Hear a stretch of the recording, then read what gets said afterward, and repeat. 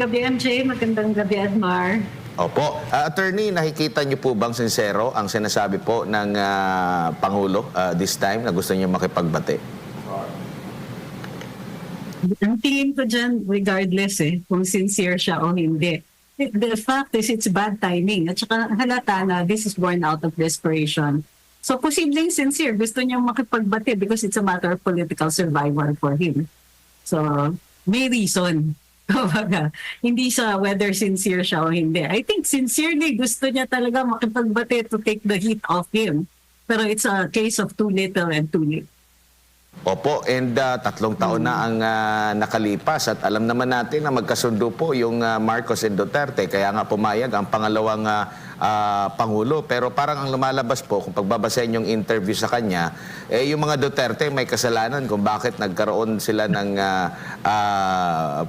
problema, attorney. Parang nakikita ko doon sa interview, meron silang gustong ibintang sa dating administrasyon, nag-hold back lang siya kasi exactly the reason kung bakit nasa position siyang ganyan ngayon, na very defensive sila, na ang sama ng showing during the last elections, dahil sa walang humpay na pagbabakbak sa dating administrasyon at sa harapan ng kanyang pangako ng continuity. So, pero ang tingin ko, nasanay sila na yun yung mode nila, bakbak ng bakbak, na nakita mo during the interview, nag-hold back pa siya. Tapos ang dami pang mga factual errors. So, ito hindi masamang idea ito. Hindi ko alam bakit sila gumawa ng ganito. At kung matatandaan natin, nabanggit din ni Vice President Sara Duterte, hindi mga Duterte ang may problema at ang problema ng Pilipinas. At nung last interview din niya, ang sinabi niya, ang problema, bakit natalo nga itong alyansa or hindi marami nakapasok sa kanilang slate, ay dahil nga sa mismong kagagawan ng Pangulo. Yung mga naging pangako na napako na hindi itinuloy, kung pagbabasehan natin yung kanilang usapan noong panahon na bago pa ang kampanya at bago pa ang 2022 elections. Correct. Ang pinakamadali na paraan para mangampanya ay pangalandakan ang inyong accomplishments. Ang problema sa magtatatlong taon na nakaupo sa pwesto ang ating Pangulo at ang kanyang mga kaalyado, ang pinaka-accomplishment nila ay yung pagbabakbak sa mga Duterte. Again, not a good look. Yun na nga yung reason kung bakit bagsak sila. Yun pa rin yata ang kumbaga naging habit. They're still not breaking out of it. Opo, dito naman sa issue ng impeachment, nakikita niyo po ba na parang same ang messaging nitong si Marcos Jr. o parang naiba na? Kasi kung matatandaan natin, una niya niyang sinabi na hindi niya suportado itong impeachment. Pero doon sa tanong sa kanya, dito nga sa podcast na ito, ang sinabi lang niya na hinahayaan na niya yung Senado dito sa proseso po ng impeachment. Magkatugba ba sa tingin ninyo yung kanyang unang naging pahayag dito sa panibago niyang pahayag po, attorney? Oo, malaki yung pagkakaiba. Kasi very adamant siya. Ilang beses na kanyang sinabi yan. Even before sinasabi niya, hindi siya palo sa impeachment. Para sa kanya, aksaya yan sa oras. Ang dami daw pwedeng gawin pang hindi dapat pinagtutukunan ng pansin yan.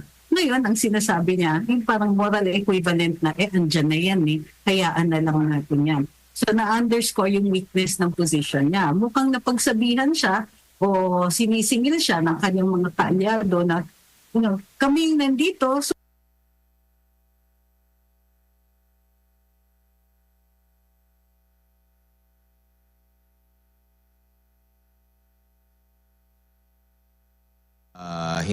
dito sa nakalipas na resulta ng nakalipas na halalan kung bakit hindi pinili yung karamihan sa mga pambato ng administrasyon ay una, dahil sawa na raw ang mga tao sa politika, at pangalawa, disappointed ang tao sa serbisyo ng gobyerno. Hindi nila nararamdaman at masyadong mabagal ang galaw ng pagbuo ng mga proyekto na hindi pa nila nararamdaman. Sabi niya, palagay niya, dahil noong bagong upo, na dalawang dahilan kung bakit nga po dito sa nakalipas na resulta ng nakalipas na halalan kung bakit hindi pinili yung karamihan sa mga pambato ng administrasyon ay una, dahil sawa na raw ang mga tao sa politika, at pangalawa, disappointed ang tao sa serbisyo ng gobyerno. Hindi nila nararamdaman at masyadong mabagal ang galaw ng pagbuo ng mga proyekto na hindi pa nila nararamdaman. Sabi niya, palagay niya, dahil noong bagong upo, yun nga, kumbaga parang aminado siya na nagkaroon ng kakulangan ng gobyerno dito po sa kanyang naging resulta, na nakaapekto sa naging resulta ng 2025 elections. Parang hindi yata tugma doon sa pinagmamalaki ni Undersecretary Claire Castro. Bukod pa dyan, hindi rin consistent. Si Presidente nagbigay ng dalawa, no? Sinasabi niya, na-disappoint nga yung mga tao. Pero at the same time, sinasabi niya, hindi alam ng mga tao yung mga ginagawa na nila. Napansin mo yung part na yan, sabi niya, ang kinalulungkot ko, hindi to alam ng mga tao. Pinag-uusapan niya yung mga benepisyo daw na pinalawak sa PhilHealth na hindi naman nararamdaman ng taong bayan.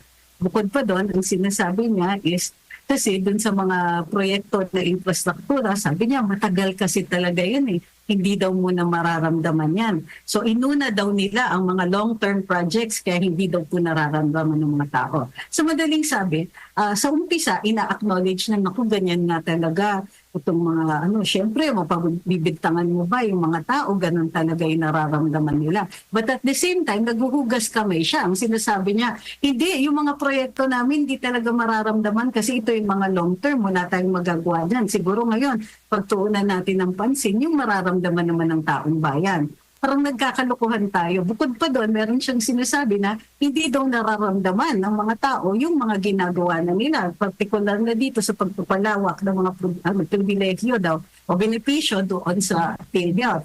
Again, I'd like to point out na walang mga detalye itong mga ito.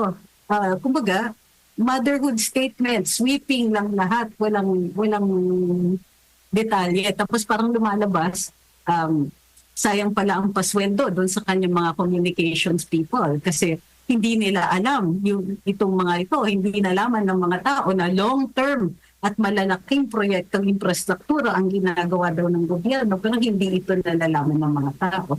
Opo. So again, hindi ito, this was intended to be a hand-washing thing. Opo, Attorney, kung ipaghahambing natin yung sitwasyon ng Duterte administration during that time, napaka-critical, lalo na ng mainstream media sa pagpuna sa nakalipas na administrasyon.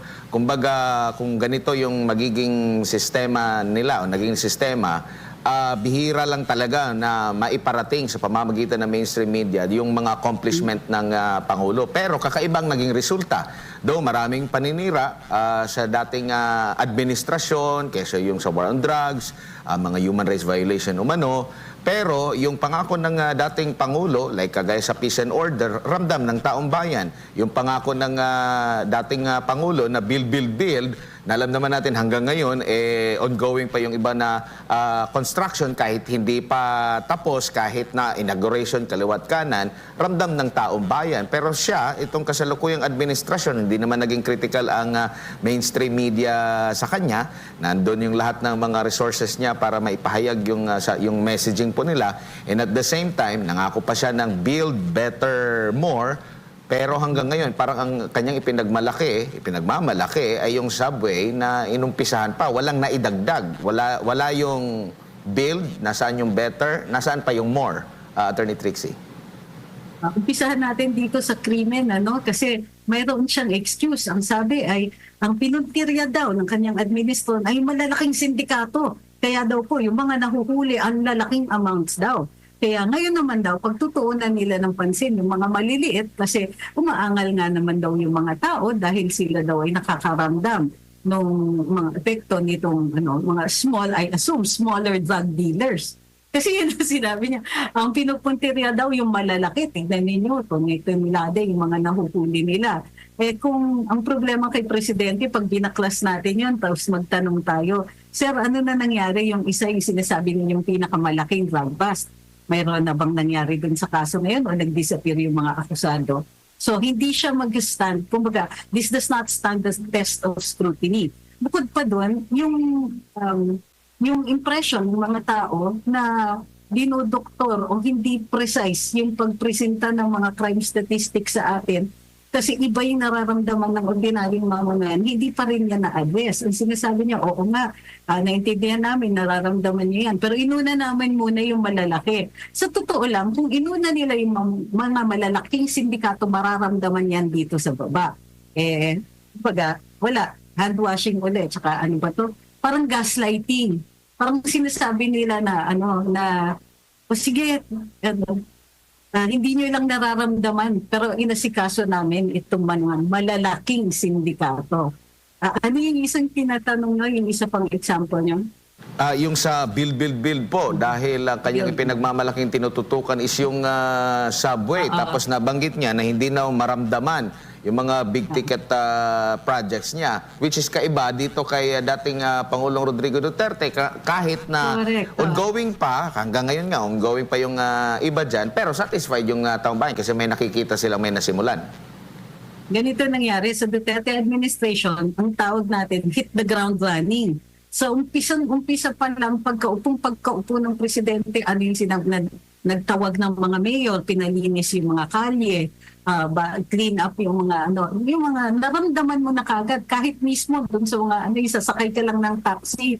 Pag sinabi nyo, Manong, magkano po kung hanggang ganito? Sasabihan ka ng driver, ma'am, metro po tayo, presidente na si Digong. Naramdaman natin yun. Tapos dito sa Build Better More, parang sakay nga lang. Pero yun naman talaga. All we had to do was ituloy niya yung mga proyekto ng dating administrasyon. At ngayon, binabanggit na niya yan. Pero ano yung unang nangyari? Disyembre 2022, tumigil yung PNR. Kung baka nakakalimutan kasi ng marami, na napaandar ng Duterte administration ang PNR. Hindi lang po sa Bicol, ngunit napa-extend yung towards Laguna, umabot na ng hanggang Los Baños. At ang mura po, 23 pesos lang po, hindi ako magkakamali, either from Calamba o Los Baños hanggang Tutuban Station. So ang laking ginhawa para sa ordinaryong mga manggagawa na nakatira sa Laguna at nagtatrabaho dito sa Metro Manila. 23 pesos, bali 46 pesos back and forth ka na from Laguna. Pero noong December, pinatigil po ang PNR ang buong linya papuntang Laguna kasi daw gagawin ang North Rail. Ang problema, nung panahon ni Duterte, meron na pong plano ang PNR kung paano matutuloy yung pag-construct ng North Rail nang hindi masyadong naaantala ang PNR. Inabandona nila yan. So katulad ng sinasabi ko, yung mga sinasabi ng presidente will not stand the test of scrutiny. Pag inisa-isa natin yung mga sinasabi niya, magkakaproblema talaga siya. O pag-usapan natin ang subway, may time na pinatigil ang subway. Ang excuse, may problema daw sa right of way. Pero ngayon, hindi nila sinasabi na nagkaroon ng problema. Sinasabi lang nila, tinutuloy natin yung mga big ticket projects. And in fact, a few weeks ago, nung pinag-uusapan ng presidente ang tungkol sa subway, akala mo kanila yung proyekto. Para sa atin, okay lang yon. Kasi ang dating Pangulong Duterte naman, hindi siya yung type na mag-i-insist na kanya yon. Ang importante para sa taong bayan ito. Ngunit hindi nila ma-explain kung bakit ang tagal na tumigil, tapos ngayon sinasabi nila na nag-umpisa na uli. So, yung Mindanao Rail, pinatigil din po yon. Ang sabi ni-renegotiate yung kontrata. Pero hanggang ngayon wala din tayong balita at wala din sinabi ang presidente dun sa kanyang podcast. So ulitin natin, gaslighting ito. Kasi pag itinignan natin at inisa-isa natin yung mga proyekto, mahihirapan silang i-explain yung mga delays. Ay ma'am, good evening. Sa MJ po ito. Ma'am, sinabi po ni DILG Chief ngayong araw na yung 2025 midterm elections, nagpapakita raw na ang mga Pilipino ay pumipili po sa good governance. Dalawas po ito sa binanggit ng Pangulo sa kanyang podcast, yung mga pag-amin niya.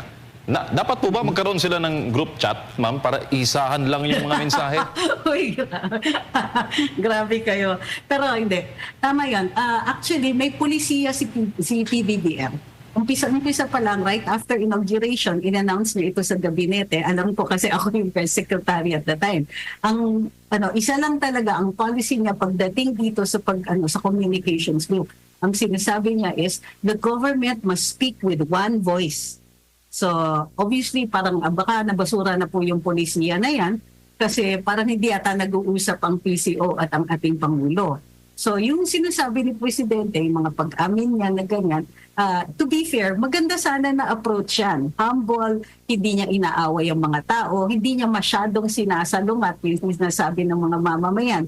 At yung hatol dito sa last elections, inaamin niya na hindi ganon kaganda ang showing ng administrasyon dito sa 2025 elections. Samantalang ang mga tao naman niya, nagpipilit pa rin, nandun pa rin sila sa larangan na kailangan i-assert nila na panalo sila. Kailangan gaslighting pa rin ang polisiya nila. Again, not a good look. Hindi na nga sila united, hindi pa maganda yung sinasabi ng kanilang mga tao. Ma'am, yung issue kay FPRD, relate na relate ang pamilyang Pilipino dahil parang lolo mo yon, dinakip, dinala sa abroad at doon nililitis, no? Kaya marami ang nag-comment. Ang ipinuputok ng butsi ng ating mga kababayan ngayon is itong ang paghingi ng, kumbaga yung openness, no, ng Pangulong Marcos Jr. na makipagbati sa mga Duterte. Some are saying na ito po ay damage control dahil nga matindi ang backlash sa Visayas at Mindanao sa nagdaang eleksyon. Anong tingin mo dito, Prof? Ma'am, dito po sa usapin ng pagpapaabot ng mensahe sa taong bayan. Hindi lang Visayas at Mindanao. Traditionally, mahina si Vice President Inday Sara sa NCR. Pero maganda ang showing dito sa NCR. So, kumbaga, it's worse than they think. So, yes, of course, ganyan ang yun yung problema, hindi nila ina-address eh. Ano na nga ang sinasabi ng Presidente, parang andyan na yan, but I think he was talking about the impeachment. Hindi man lang niya binanggit yung pinakamalaking hinanaing ng ordinaryong mamayan, yung mga supporters ng mga Duterte, na sinasabi ng isang survey is about 40%. Hindi man lang niya in-acknowledge yung pakiramdam natin tungkol dun sa nangyari kay Duterte. At hanggang ngayon, kahit may mga resulta na mga provisional na resulta ang Senate investigation o yung Senate inquiry dun sa sa committee ni Senadora Amy Marcos, hindi pa rin nila sinasagot. Kumbaga, huling-huli na sila. Hanggang ngayon, hindi pa rin nila ina-acknowledge sa mga taong nagtatanong, ano ba talaga ang ginawa ninyo? Bukod pa dyan, hindi nalingid sa kaalaman ng mga mamamayan na parang prosecutor ang Philippine government dito sa kaso sa ICC. Pwedeng sabihin ng Presidente na, hindi, yung Interpol lang po ang pinanakan daw nila and so on. But we already know, hindi yan totoo. But in spite of the fact na ganyan na nga at harap-harapan na natin nakita yung mga ebidensya, hindi pa rin nila ina-acknowledge. And ang tingin po, in the long run, hindi nila maaayos yung problema nila sa image because one, wala silang accomplishments. And number two, in the face of overwhelming evidence, nagde-deny pa rin sila, nagtatago pa rin sila sa kanilang pwesto. Paano ka naman, how can you sustain any kind of popularity? How can you claim to lead or represent the people kung you don't even listen to the people? Ma'am, maaari din po na magkaroon ng anggulo, no, doon sa rule of law narrative. Kasi by letting the ICC, no, na sa pag-proceed o doon kay FPRD, maaaring gamitin yung reconciliation na anggulo, no, para ma-argue internationally na ang ating bansa ay mature, no, enough to separate justice from political vendetta. Sorry. Parang hindi. Hindi, ang problema nga is that iba yung nakikita natin, iba yung sinasabi nila. And the failure to acknowledge what we are seeing is dangerous on their part. Yun na nga, pinakamalaking katanungan yung tungkol dito sa hukuman. Bakit hindi nila dinaan si PRD sa hukuman? Yung bistong-bisto na si General Torre na nagke-claim siya na meron siyang in-execute na warrantless arrest pero ina-assert niya na mayroong arrest warrant. So yung gulo na ito, they are trying to ignore that and they are hoping to move on from it. Walang moving on. Kumbaga, they're trying to sweep this under the rug. Kahit dito sa eleksyon, ito na nga, in shambles yung kanilang campaign, in shambles yung ang administrasyon ngayon. Each of them trying to nagsusubok na magbangon puri pero hanggang ngayon hindi pa rin nila i-acknowledge yung elephant in the room.